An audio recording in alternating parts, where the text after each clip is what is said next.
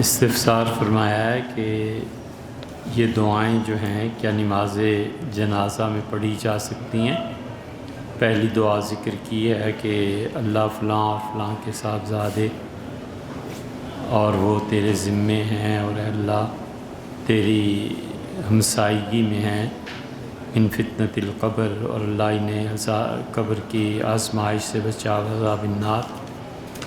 یہ جتنی بھی دعا اپنے حسن حسین کے حوالے سے لکھی ہے یہ ہے ہی جنازے کی دعا۔ یہ اصلاً جنازے ہی میں پڑھنی چاہیے۔ جنازے کی دعا صرف یہ تھوڑا ہی ہے۔ اللہم اغفر لحینا جو ہے حضور اقدس صلی اللہ علیہ وسلم نے مختلف جگہوں پہ مختلف صحابہ کرام رضی اللہ عنہم کے جنازوں میں جو دعائیں مانگی ہیں وہ 26 سے زیادہ ہیں۔ اسی وجہ سے فقہا میں ایک پورا گروہ اس طرف گیا ہے کہ جنازے کی دعا مخصوص نہیں ہے، اور دوسرا گروہ اس طرف گیا ہے کہ مخصوص نہیں ہے مگر وہ مانگی جائیں جو رسول اللہ صلی اللہ علیہ وسلم نے مانگی ہیں۔ اور تیسرا گروہ جن میں حنفی فقہا بہت سے شامل ہیں وہ کہتے ہیں کہ بس جو رسول اللہ صلی اللہ علیہ وسلم اور خلفائے راشدین نے یا صحابہ کرام رضی اللہ عنہم نے میت کے لیے مانگی ہیں وہ دعائیں مانگی جائیں۔ سیدنا عمر رضی اللہ عنہ کی 20 دعائیں ایسی ہیں وہ جو جنازے میں مانگتے تھے، اور وہ براہ راست رسول اللہ صلی اللہ علیہ وسلم سے ثابت نہیں ہے۔ وجہ اس کی یہ ہے کہ ہمارے نزدیک خلفائے راشدین کے جو کام ہیں وہ سنت میں شامل ہیں، کیونکہ رسول اللہ صلی اللہ علیہ وسلم نے فرمایا تھا علیکم بسنتی، تم میری سنت کے مطابق زندگی گزارنا ضروری ہے تمہارے لیے، وسنت الخلفاء الراشدین، اور خلفاء راشدین کی جو سنت ہے۔ تو رسول اللہ صلی اللہ علیہ وسلم نے سنت کا اطلاق خلفاء راشدین پر بھی فرمایا کہ خلفاء راشدین نے جو کام کیے ہیں وہ بھی سنت میں شامل ہیں۔ کبھی وہ صراحت کرتے ہیں کہ رسول اللہ صلی اللہ علیہ وسلم نے ایسے کیا ہے، کبھی وہ صراحت نہیں کرتے اور اپنے پاس سے وہ کوئی کام کرتے ہیں، تو اس کا مطلب یہ ہے کہ بغیر نام لیے ڈائریکٹلی انہوں نے اس کام کو کر دیا، تو ہمارے نزدیک یہ بھی سنت میں شامل ہے۔ اس لیے 20 دعائیں یہ ضرورت ہے کہ کوئی آدمی ان دعاؤں کو جمع کرے اور بچوں کو یاد کرائے، کہ بچے 5-7 دعائیں تو یاد کریں نا۔ سیدنا عمر رضی اللہ عنہ کی دعائیں ہیں، سیدنا علی رضی اللہ عنہ کی دعائیں ہیں، کیونکہ یہ آخری چیز ہے جو میت کو اس شاندار طریقے پہ پیش کی جاتی ہے۔ سیدنا علی رضی اللہ عنہ 4 تکبیریں کہتے تھے عام طور پر جس کا جنازہ پڑھتے تھے، اور اگر کوئی بدری صحابی رضی اللہ عنہ آ جاتے تھے ان کی میت تو 9 تکبیریں کہتے، 3 تکبیریں اپنے حال پہ، چوتھی کے بعد پھر وہ 2 تکبیریں اپنے حال پہ، تیسری کے بعد دعا مانگتے تھے، پھر چوتھی کہتے تھے، پھر دعا مانگتے تھے، 5ویں کے بعد دعا، پھر اسی طرح 9ویں تکبیر کو کہہ کے پھر سلام پھیرتے تھے۔ امیر المومنین رضی اللہ عنہ کا طریقہ کار یہی تھا۔ یہ بدر والوں کی عزت اور احترام کے لیے، کیونکہ حضرت عمر رضی اللہ عنہ نے خلافت میں جو شورا منتخب فرمائی تھی کہ میرے بعد فیصلہ یہ لوگ کریں گے، 6 آدمی تھے۔ سیدنا علی رضی اللہ عنہ نے یہ 6 کے 6 بدری جو تھے اپنی خلافت کے لیے جو شورا بنائی تھی، وہ انہوں نے کہا جو بھی بدر میں رسول اللہ صلی اللہ علیہ وسلم کے ساتھ تھا وہ اپنی رائے دے، اور خلافت کا وہی اہل ہے۔ تو گویا انہوں نے جتنے بدری صحابہ رضی اللہ عنہ تھے سب کو خلافت کا اہل قرار دیا، اور یہ معیار خود امیر المومنین سیدنا عمر رضی اللہ عنہ بتا گئے تھے۔ انہوں نے کہا کہ صرف خلافت اس کو دی جائے گی جو بدر میں تھا، چاہے دنیا میں ایک آدمی زندہ رہ جائے میں خلافت اس کے علاوہ کسی کے حوالے نہیں کروں گا۔ اور پھر عہدیوں کو، اور پھر فرمایا خندق والے، اور یہاں پہنچ کے رک گئے، اور انہوں نے کہا فتح مکہ میں تو پھر ہر آدمی مسلمان ہو گیا تھا، فتح مکہ والوں کا خلافت میں کوئی حصہ نہیں، اور تم میں سے جو لوگ مجھے اپروچ کر رہے ہیں خلافت کے لیے، باتیں کر رہے ہیں، اللہ کی قسم میں نے تو فتح مکہ والوں کو شامل نہیں ہونے دیا، تمہیں کہاں سے کر لوں گا؟ تمہیں اور تمہارے باپوں کو میں نے اسلام کے زمانے میں مارا ہے اپنے ہاتھوں سے جب کہ تم کفر پہ تھے، تمہیں میں خلافت دے دوں؟ یہ امیر المومنین رضی اللہ عنہ کا آخری تقریر تھی۔ یہی معیار سیدنا علی رضی اللہ عنہ نے بڑھا دیا تھا، اسی لیے انہوں نے معاویہ رضی اللہ عنہ کو خط لکھا ہے، تو لکھا ہے معاویہ اللہ کی قسم بدر میں کوئی شخص شریک نہیں ہوا رسول اللہ صلی اللہ علیہ وسلم کے ہمراہ جو آج میرے ساتھ نہ ہو۔ میرے ساتھ 80 بدری صاحب ہیں، یہ گنے گئے تھے حضرت عثمان رضی اللہ عنہ کے دور میں تو 100 نکلے تھے، ایک ضرورت کی وجہ سے کہ کون کون بدری ہے، تو پھر یہ نکلے تھے 80 کے 80 حضرت علی رضی اللہ عنہ کے ساتھ ہے۔ تو اس لیے سنت خلفائے راشدین ہمارے لیے وہ قابل عمل ہے، ہمارا مستقل اصول ہے، الا یہ کہ وہ نادراً کوئی ایسی بات کریں جو اجماع سے یا کسی چیز سے ٹکراتی ہے، وہ ایک استثناء ایک الگ چیز ہے۔ تو اس لیے یہ دعائیں ساری ہیں حصن حسین میں ہیں، اور بہت جگہوں پہ پڑھنی چاہیے، یاد کرنی چاہیے۔ تیسری تکبیر کے بعد بالکل پڑھی جائیں گی، اجازت کیا، یہ تو ہیں ہی اس مقصد کے لیے۔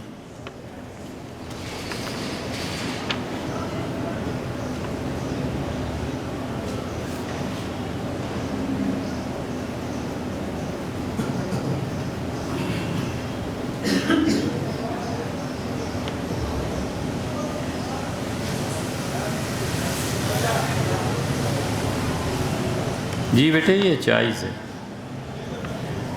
فرمایا کہ کوئی اسٹوڈنٹ گورنمنٹ کالج میں پڑھتا اور فیس جو سال میں کے شروع میں ہی لے لی جاتی ہے وہ کوئی نہیں دیتے اسٹوڈنٹس، اور خود ہی کالج آتے جاتے ہیں، اور کبھی کبھی کالج کی بس کو بھی استعمال کر لیتے ہیں جبکہ وہ خالی جا رہی ہوتی ہے، بالکل ٹھیک، کئی طرح سے ٹھیک ہے۔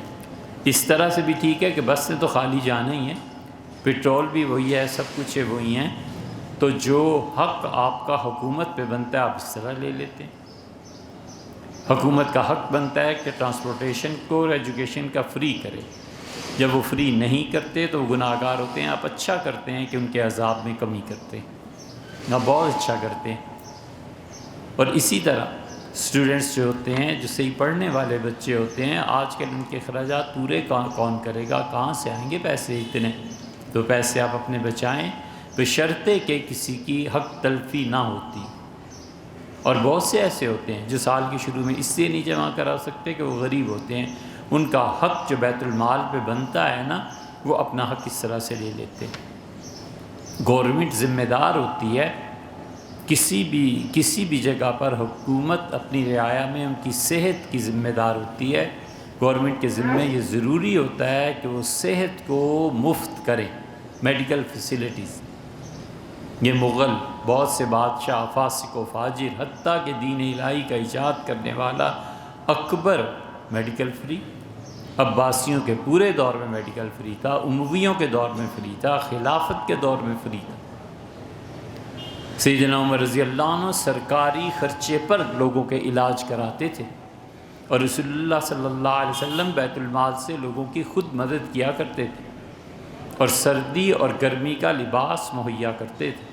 اور رسول اللہ صلی اللہ علیہ وسلم نے حضرت معاذ رضی اللہ عنہ جو قرضہ زیادہ ہو گیا تھا اس میں باندھ دیا تھا کہ یہ چیزیں حکومت کے ذمے ہیں، ٹرانسپورٹیشن حکومت کے ذمے ہے جبکہ حکومت کے ملازم ہیں، اور بچوں کے اخراجات یہ سب حکومت کے ذمے۔ سیدنا عمر رضی اللہ عنہ اس چیز کو باندھ دیا تھا، اس لیے بچوں کو باقاعدہ وظیفے دیے جاتے تھے، چھٹی دی جاتی تھی۔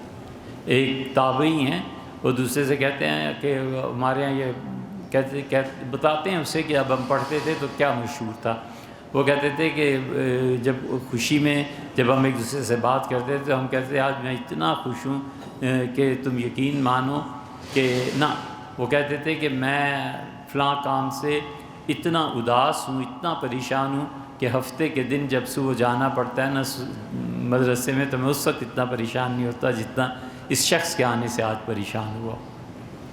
تو گویا بیان کرتے تھے کہ اس زمانے میں تعلیم یہ چیزیں کیسی ہوتی، اس سے کوئی حرج نہیں ہے۔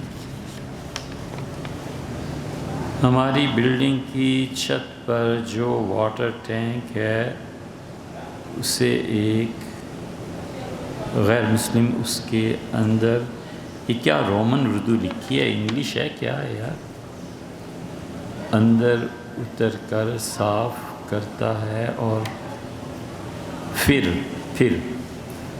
پی ایچ ہونا چاہیے تھا، پھر ایف لکھ دیا ہے، پھر صفائی کے بعد اس کو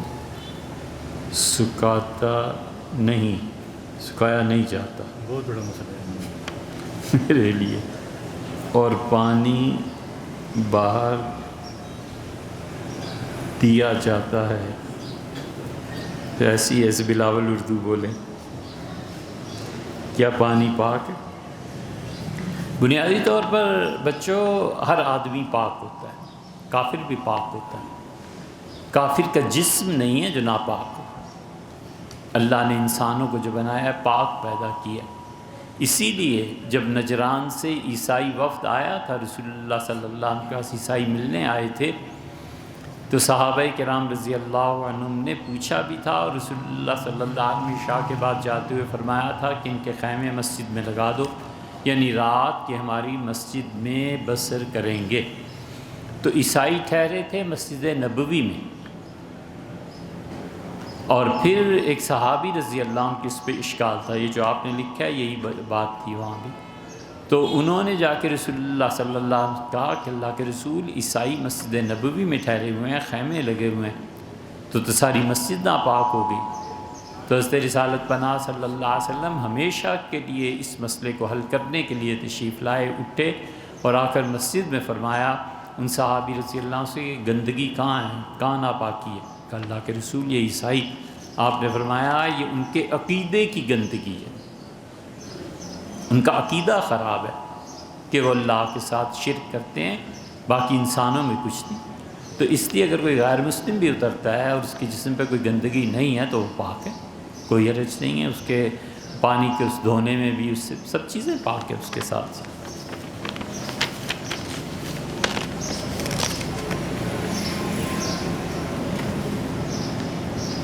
روح کی حقیقت کیا ہے؟ کیا ہے آگے، کیا ہے اللہ جانے۔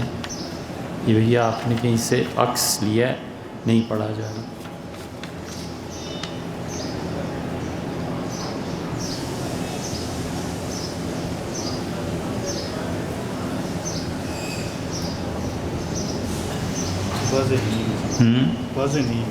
واضح نہیں، آپ لکھ لائیے کبھی اس کو اپنے دست مبارک سے، تو اس کو کر لیں گے۔ روح کی حقیقت اللہ کا امر ہے، اور اللہ کا امر انسان کی عقل میں، کسی کی بھی عقل میں نہیں آ سکتا۔ عالم امر ایک الگ چیز ہے، عالم خلق ایک الگ چیز ہے۔ اللہ تعالیٰ نے بہت بڑی بات فرمائی، الا لہ الخلق والامر، لوگو امر کا جہان بھی میرا ہے اور خلق کا جہان بھی میرا۔ یہ جو ٹائم ہے نا، اب اس کو کیسے ڈیفائن کریں گے؟ یہ ٹائم اللہ کے امر میں سے ہے، یہ عالم امر ہے۔ کئی جہان ہیں جن تک انسان کی رسائی نہیں ہے، آپ فزیکلی نہیں دیکھتے، اخباروں میں کئی مرتبہ آتا ہے کہ یہ سیارہ جو ہے وہ اتنے ہزار سال وہ جو لائٹ ٹریولنگ ہے اس کو کر رہا ہے، اور اب اس کی روشنی زمین پہ پہنچی ہے۔ اسی طرح کئی جہان ہیں، حیوانوں کا جہان بالکل الگ ہے، فرشتوں کا جہان اور ان کی دنیا بالکل الگ ہے۔ فرشتے ایک دوسرے سے ملتے ہیں تو کیا بات کرتے ہیں وہ بالکل الگ ہے۔ اللہ کے فرشتے جن چیزوں پر بحث کرتے ہیں انسانوں کے لیے بالکل ایک الگ دنیا ہے۔ اللہ کے بہت سے فرشتے ایسے ہیں جو صرف انسانوں کے گناہوں پر خدا سے معافی مانگتے ہیں، کہ ایک آدمی گناہ کرتا ہے، وہ فرشتے اس کو دیکھ رہے ہوتے ہیں، اور فرشتے جانتے ہیں کہ اس پہ اللہ ناراض ہوگا، اس شخص پہ وہ اللہ سے سفارش گویا کرتے ہیں کہ اللہ اس شخص کو معاف کر دے، یہ نالائق ایسے ہی ہے، اللہ تو اس سے درگزر فرما، اور اللہ فرشتوں کی اس سفارش کو مان کے اس شخص کو معاف کر دیتا ہے۔ اور دنیا ہی ایک الگ ہے، عالم ارواح کی دنیا ایک الگ ہے۔ یہ روحیں اللہ کا عالم امر ہے، یہ ٹائم ٹریولنگ اللہ کا عالم امر ہے. ایک آدمی یہاں ہے اور اس سے پہلا پاؤں جب اٹھایا تو جا کے نیو یارک میں پڑا. ہم تو مانتے ہیں اسے ہوتا ہے ایسے. یہ عالم امر ہے اللہ کا، اس سے عالم امر تک رسائی ہو جاتی ہے. جن اولیاء کرام کو عالم امر میں رسائی مل جاتی ہے وہ پھر ان کے ساتھ ایسی چیزیں ہوا کرتی ہیں. بہت سی چیزیں ہیں، اللہ کا جہان ہی وہ الگ ہے. اس لیے عالم امر میں نہ وہ سمجھ میں آ سکتا ہے کسی کی، نہ جھانکنے کی کوشش کرنی چاہیے. جی یہ کسی دفتر کا اندرونی مسئلہ ہے، الفاظ بھی اتنے مناسب نہیں ہیں. اچھا، تو اس لیے اللہ کے عالم امر کو سمجھنے کی بجائے تسلیم کر لیں کہ بس ایسے ہے، کیا کیا جا سکتا ہے، کچھ نہیں. عالم امر اللہ کا جہان ہے ایک اور. اللہ اس عالم امر میں ایسے کام کرتا ہے جو عقل کے صراحتاً خلاف ہوتے ہیں. عقل ماتم کرتی ہے، بالکل خدا ایسے کام کرتا ہے. اسی کہ اللہ کو کیا پرواہ ہے، اللہ تعالیٰ سب چیزیں مٹا دیتا ہے. آپ دیکھتے نہیں کہ موت دریا میں یقینی ہے اور فوج کے ہاتھوں موت میں وقت لگ سکتا ہے. فرعون کے فوجی ڈھونڈ رہے ہیں کون کون سے بچے اس سال پیدا ہوئے انہیں مار دینا. حضرت موسیٰ علیہ السلام کی والدہ ڈر رہی ہیں کہ ہوگا کیا. اللہ نے فرمایا ہم نے سے کہا کہ ایک پنگوڑا بناؤ اور اس بچے کو ڈالو اس میں، دریا میں ڈال دو، جو نہیں مرنا تو بھی مرے. دریا ہے نا. اور انہوں نے یہی کیا، بچے کو ڈال دیا. اللہ نے فرمایا ہم نے اس سے کہا انا رادو، ہم اسے واپس لائیں گے، پلٹائیں گے. وجاعلوہ من المرسلین، ہم اپنا رسول بنائیں گے اس سے. فاصبح فؤاد من موسیٰ فارغا، اور صبح جب ہوئی تو موسیٰ علیہ السلام کی والدہ صاحبہ کا دل فارغ ہو گیا. محبت اسے ہی کہتے ہیں. محبت کبھی ہو جائے نا تو اللہ معاف کرے ساری دنیا سے ہی فارغ ہو جاتا ہے، نہ دین کا، نہ دنیا کا، نہ کسی کام کا. بس وہ صبح سے شام اور شام سے رات اور رات سے صبح، محبوب بھی حتیٰ کہ خوابوں میں بھی آتا رہتا ہے. اسی سے سارا دن اور رات گفتگو چلتی رہتی ہے. دنیا کے کسی کام کا تھوڑا ہی رہتا ہے. عشق نے غالب نکما کر دیا، ورنہ ہم بھی آدمی تھے کام کے. تو ماں کو جو بچے سے شفقت ہوتی ہے وہ ایسے ہی ہے. تو جہاں نہیں بھی موت، اللہ کا عالم امر ہے. اللہ نے عالم امر میں حضرت موسیٰ علیہ السلام کو نہ صرف بچایا، کہاں لے یہ معراج جو ہوئی ہے یہ عالم امر ہی سے تو تعلق رکھتی ہے. اولیاء اللہ کی بہت سی کرامات اور انبیاء علیہ السلام کے معجزات یہ عالم امر سے تعلق رکھتے ہیں. اسی عالم امر، عقل بھی بیچاری اتنی چھوٹی سی ہے، اسے کیا سمجھ ہے ان چیزوں.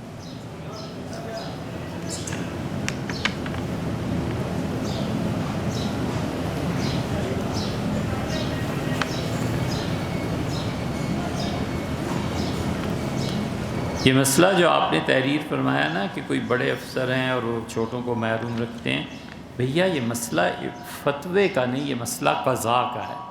اب یہ کوئی دارالقضاء قائم ہو، بڑے افسر بلائے جائیں، چھوٹے بھی بلائے جائیں، وہ ایک دوسرے کے متعلق بتائیں کہ کیا مسئلہ ہوا ہے، پھر جا کر کہیں یہ مسئلے سلجھتے ہیں. ایک طرف کی بات سن کر کچھ کہنا یہ انصاف کے خلاف. ایک صاحب نے سوال میں لکھا ہے کہ لڑائی اور وجہ یہ ہوئی کہ شہد کی مکھیوں نے ایک جگہ پر، ایک زمین پہ شہد کی مکھیوں نے اپنا چھتا لگا لیا. چھتا، شہد کی مکھیاں جو گھر بناتی ہیں نا اسے مہار کہتے ہیں. تو یہ لکھنا چاہیے تھا کہ شہد کی مکھیوں نے مہار لگائی. چھتا بھی چلے مان لیتے ہیں. اور وہ جو زمین کا مالک ہے وہ کہتا ہے میرا ہے، اور جو وہاں پہ کام کرتے ہیں وہ کہتے ہیں شاید میرا ہے. اصل میں جس کی زمین ہے اس کا ہے.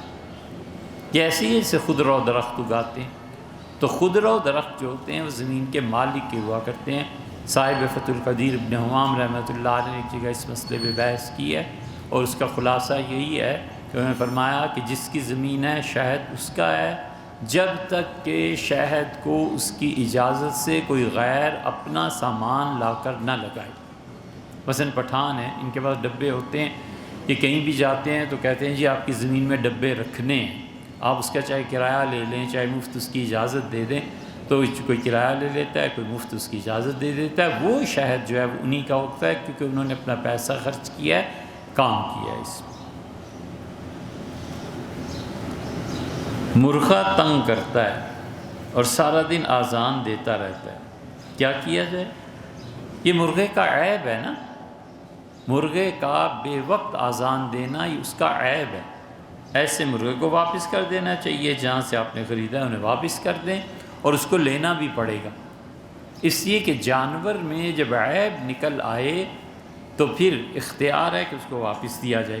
یہ اسی طرح جیسے بکریاں ہیں، بعض جانور ہوتے ہیں اپنی بکریاں اپنا دودھ خود ہی پی لیتی ہیں، بھینس ایسے کر لے، تو یہ سارے جانور عیب والے ہوتے ہیں، ان کو واپس کرے گا تو دوسرے کو لینا پڑے گا۔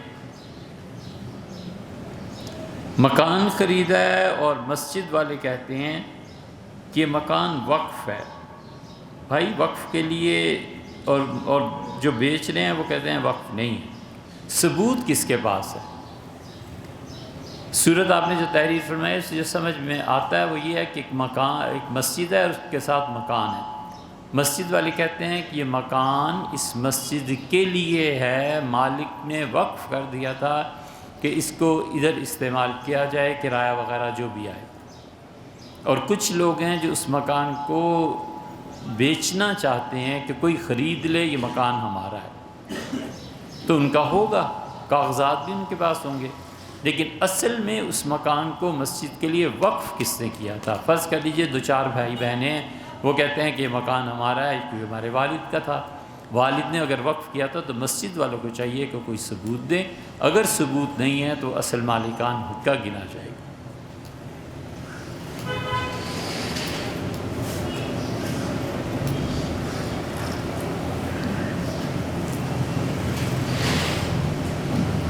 قربانی کی وصیت 2 چیزیں ہیں، ایک ہے کسی کو وکیل بنانا کہ تم میری طرف سے قربانی کر دینا، یہ مرنے والے کے لیے جائز نہیں ہے جب تک کہ وہ 2 چیزوں کی صراحت نہ کرے۔ یہ عالمگیری میں آیا ہے مسئلہ، ایک وہ یہ بتائے کہ جانور کون سا، اور ایک یہ بتائے کہ قیمت کتنی۔ وہ کہتا ہے میں تو دنیا سے جا رہا ہوں تو میری طرف سے قربانی کی اداری ہے، کر دینا، تو یہ وصیت اس شخص کو کرنا جائز نہیں ہو سکتا جب تک کہ وہ 2 چیزوں کا کام نہ کرے، ایک وہ بتائے کہ کون سا جانور ہے، گائے ہے، بھینس ہے، بکرا ہے، بکری، کیا چیز ہے، وہ اس کا تعین کرے، اور دوسرے قیمت کا بھی، کہ وہ کہتا ہے 10,000 روپے میں ایک دمبا ذبح کر دینا، 1,00,000 روپے میں ایک گائے ذبح کر دینا، اس کا تعین کرے تو وکالت ٹھیک ہے۔ حضرت رسالت پناہ صلی اللہ علیہ وسلم نے جو سیدنا علی رضی اللہ عنہ سے کہا تھا کہ میری طرف سے قربانی کرنا، وہ رسول اللہ صلی اللہ علیہ وسلم کا اپنا معاملہ تھا، امت کے افراد کو اس پہ قیاس نہیں کیا جا سکتا۔ تیسری بات یہ ہے کہ وہ مطلقاً علی الاطلاق وصیت کر دے کہ میری طرف سے قربانی کر دینا، وکیل کسی کو نہیں بنایا، بس وصیت میں لکھ دیا یا کسی کو اپنے بچوں سے کہہ دیا، تو اب نہ اس نے جانور کا تعین کیا نہ رقم کا تعین کیا، یہ دونوں چیزیں اس نے متعین نہیں کی، تب بھی اس کی وصیت جائز ہے۔ کم سے کم جو جانور ملے گا اس کو ذبح کیا جائے گا، مثلا بکری مل گئی تو 10-15 ہزار میں تو اس کو ذبح کر دیا جائے، کیونکہ اس کا مال جو باقی ہے وہ وراثت میں تقسیم بھی تو ہونا ہے، تو اس لیے یہ وکالت میں ناجائز ہو جائے گا، لیکن عمومی وصیت میں یہ چیز جائز ہو جائے گی۔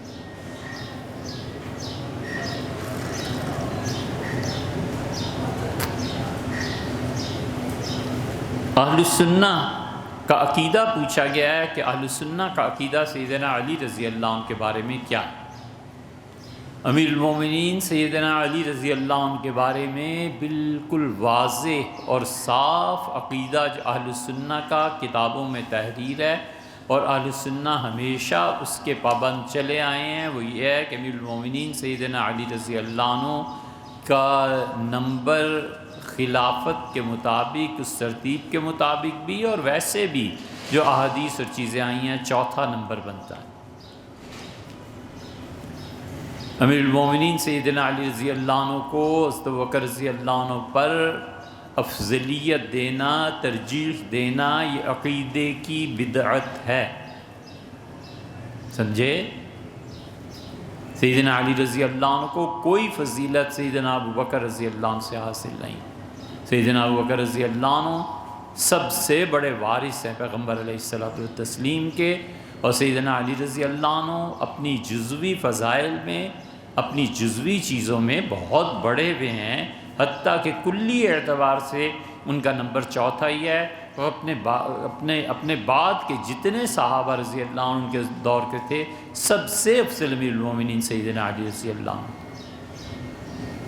اس لیے جو آپ نے تحریر فرمایا ہے، اس وقت یہ جھگڑا خام خواہ میں سر اٹھا رہا ہے، بریلوی حضرات علماء آپس میں لڑ رہے ہیں، اب دیوبندی مکتبہ فکر میں بھی لوگ آپس میں ایک دوسرے سے باتیں کرنا شروع ہو گئے۔ اللہ کی شان ہے، سیدنا علی رضی اللہ عنہ کو فضیلت بھی وہ دے رہے ہیں جنہوں نے 4 کتابیں نہیں پڑھی، سبحان اللہ، یہ بھی 5ویں سوار آ گئے۔ اور یہ کہنا کہ حضرت ابوبکر رضی اللہ عنہ سارے صحابہ رضی اللہ عنہ سے افضل ہیں سوائے اہل بیت کرام کے، یہ بدعت کا جملہ ہے۔ اہل بیت کرام سمیت سیدنا ابوبکر رضی اللہ عنہ سب سے افضل۔ سیدنا ابوبکر رضی اللہ عنہ رسول اللہ صلی اللہ علیہ وسلم کے خلیفہ ہیں۔ نبی کریم صلی اللہ علیہ وسلم نے جو کچھ ان کے مناقب اور فضائل میں بیان کیا ہے اتنے کسی کے نہیں ہیں۔ سیدنا علی رضی اللہ عنہ کے مناقب کی روایات جو زیادہ آئی ہیں اس کی وجہ یہ ہے کہ سیاسی حالات بدل گئے تھے۔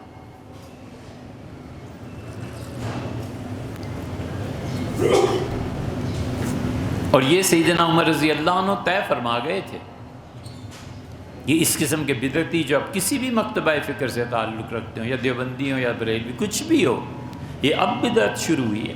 حضرت مجدد الفسانی سرہندی رحمۃ اللہ علیہ مکتوبات میں واضح طور پر لکھا ہے، جہاں انہوں نے عقیدے کا بیان کیا ہے، حضرت نے واضح طور پر لکھا ہے کہ سیدنا علی رضی اللہ عنہ کو باقی خلفاء پہ ترجیح دینا یہ بدعت ہے عقیدے کی۔ کوئی بھی نہیں اس کا قائل رہا امت میں، جزوی طور پر بعض رات کا خیال رہا ہے۔ حضرت شاہ ولی اللہ رحمۃ اللہ علیہ کا میلان اس طرف رہا ہے، لیکن شاہ صاحب رحمۃ اللہ علیہ کی بات کسی نے نہیں مانی۔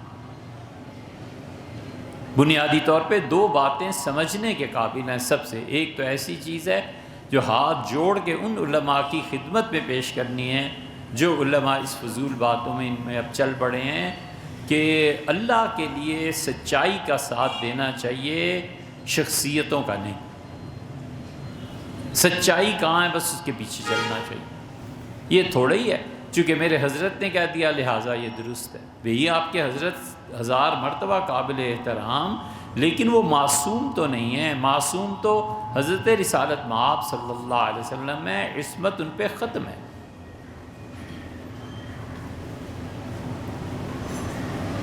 ایک بہت بڑے مفتی صاحب ہیں، بریلوی مکتبہ فکر میں انہیں مفتی اعظم کہا جاتا ہے۔ ہمیں ایک مسئلے میں وتر کے نماز کی ضرورت پیش آ گئی تھی، ہم نے فون کیا انہیں کراچی، اور جب بھی بات ہو بہت شفقت فرماتے ہیں۔ نام کیا ان کا لینا ہے؟ میں نے عرض کیا مفتی صاحب یہ آپ نے چیزیں لکھی ہیں، اس سے یہ سمجھ میں آتا ہے، کیا یہ درست ہے؟ تو فرمانے لگے ہاں میں نے یہ میں نے کہا حضرت آپ کی تحریر پہ نہیں کچھ کہہ رہا، میں صرف یہ کہہ رہا ہوں، عرض کر رہا ہوں کہ آپ کا فتویٰ یہ۔ فرمایا ہاں تم صحیح سمجھے ہو، فتویٰ یہ ہے۔ میں نے کہا حضرت مولانا احمد رضا خان صاحب نے، آپ کے امام ہیں، اتنے بڑے آدمی ہیں، اس کے بالکل برعکس فتویٰ دیا ہے۔ کیا خوبصورت بات انہوں نے کی۔ فرمایا حضرت ہمارے امام ہیں، حضرت کی بات کے علاوہ ہم کسی کی نہیں مانتے، میں ان کے فتوی کو دیکھ کے فتویٰ لکھتا ہوں۔ ہم بڑی تعریف کی، اور آخر پر کہنے لگے کہ جناب والا ہم نے حضرت کو مفتی امام مانا ہے، نبی نہیں مانا۔ نبی ہوتا ہے جس کی بات میں غلطی نہیں ہوتی، حضرت سے علمی اختلاف ہے میرا سو ہوتا ہے۔ کتنی قابل قدر بات کی۔ ہم اہل السنہ کا عقیدہ ہے، اہل تشیع مانتے ہیں کہ ائمہ معصوم ہوتے ہیں. ہم کہتے ہیں حضور صلی اللہ علیہ وسلم کے بعد کوئی معصوم نہیں، نہ سیدنا ابو بکر، نہ سیدنا علی، عمر، ابو عبیدہ، معاذ بن جبل، عبداللہ بن مسعود، سب کے سب علم کے ستون ہیں اور علم ہی علم ہے رضی اللہ عنہم، لیکن معصوم کوئی نہیں. اسی لیے اجتہاد اہل سنہ کے یہاں بہت پہلے شروع ہوا. ہمارے یہاں تو اجتہاد سیدنا ابو بکر اور عمر رضی اللہ عنہم کے دور سے شروع ہو گیا تھا.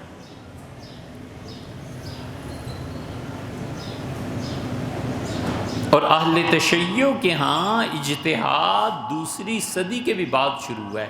جب ان کے ہاں آخری امام غائب ہو گئے تو پھر امام کے سفیر آتے رہے. جب سفارت بھی کٹ گئی تو تب ائمہ اہل تشیع نے اجتہاد شروع کیا، کیونکہ ان کے نزدیک ہر امام واجب الاطاعت تھا. جس طرح حضور صلی اللہ علیہ وسلم کی پیروی ضروری تھی، امام کی پیروی بھی ضروری تھی. تو اجتہاد کرتے نہیں تھے.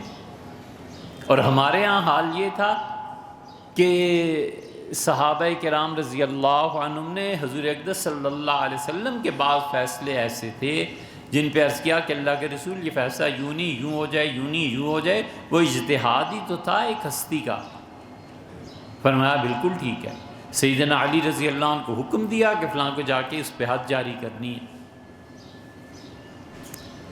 سیدنا علی رضی اللہ عنہ تشریف لے گئے، سارے علماء جانتے ہیں، اور وہ اسی وقت نہا کر باہر نکلا تھا. تو سیدنا علی رضی اللہ عنہ کی اس پر نظر پڑ گئی، واپس حاضر ہوئے، کہا اللہ کے رسول وہ تو مرد ہی نہیں ہے، اس پہ کیسے یہ گناہ ہو سکتا ہے. حضور اقدس صلی اللہ علیہ وسلم بڑے خوش ہوئے. سیدنا علی رضی اللہ عنہ کا اجتہاد ہی تو تھا. ہمارے نزدیک تو اجتہاد اس وقت بھی تھا. پھر عمر کیا کہنے ان کے، وہ تو امام تھے. عبداللہ ابن مسعود، سیدنا علی اور سیدنا عمر رضی اللہ عنہم تو اجتہاد کے ائمہ میں سے ہیں. اس لیے یہ جو روش ہے نا کہ اپنے اکابر کو معصوم سمجھنا، کہ چونکہ حضرت نے غلط بات، ہمیں سچائی اور حق کا ساتھ دینا چاہیے، وہ جہاں بھی سچی بات جس جگہ سے ملے اس کے ساتھ رہنا چاہیے. کتاب و سنت ہے، ائمہ مجتہدین ہے. اب بھی کوئی اجتہاد کرتا ہے اور ہمارا مخالف ہی کیوں نہ ہو، اجتہاد اگر اس کی شرائط ہیں، چیزیں پائی جاتی ہیں، ہمیں اس کی بات ماننی چاہیے.